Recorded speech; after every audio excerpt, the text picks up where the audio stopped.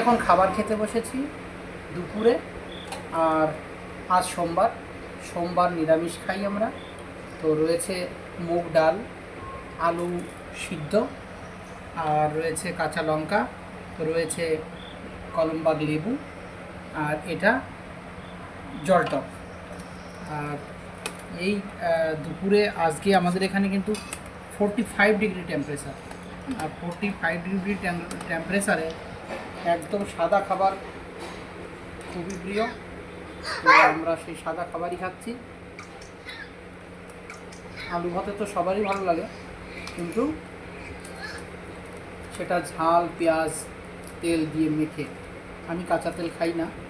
বাকি এই যে কাঁচা লঙ্কা আর আলু সিদ্ধ সাথে ডাল এই দিয়ে মাখবো, মেখে খাবো।